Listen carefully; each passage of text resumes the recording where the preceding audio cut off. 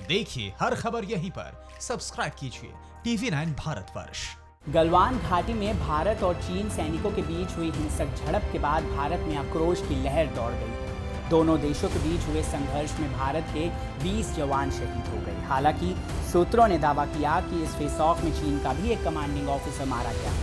Online media reports में सूत्रों के हवाले से कहा गया है कि गलवान में सैनिकों की आमने सामने की हाथापाई में चीनी अधिकारी भी शामिल थे।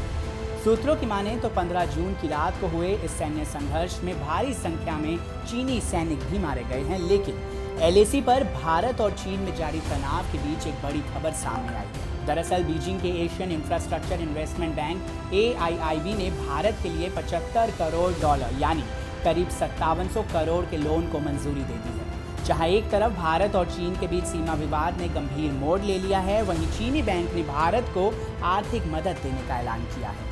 सोमवार रात गलवान घाटी में चीनी सैनिकों ने भारतीय सैनिकों पर बर्बरता दिखाते हुए एक के बाद एक हमले किए।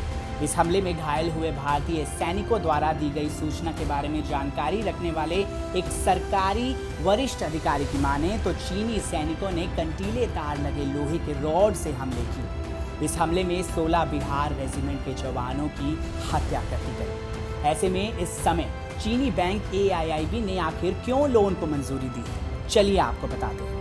खबरों पर गौर करें तो AIIB की ओर से जारी किए गए बयान में कहा गया है कि उसने भारत को कोरोना वायरस की लड़ाई में कमजोर तबके को मदद देने के लिए लोन मंजूर किया है।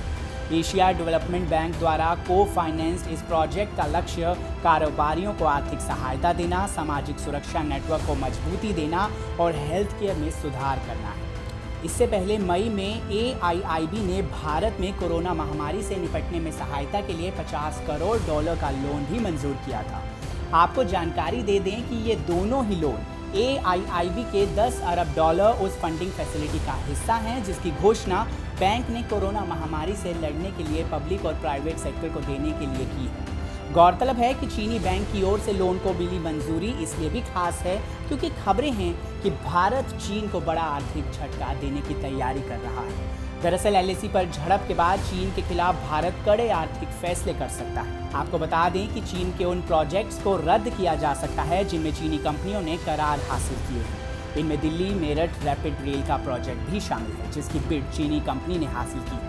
फिलहाल भारत में कोरोना वायरस से होने वाली मौतों में रिकॉर्ड इजाफा देखने को मिल रहा है।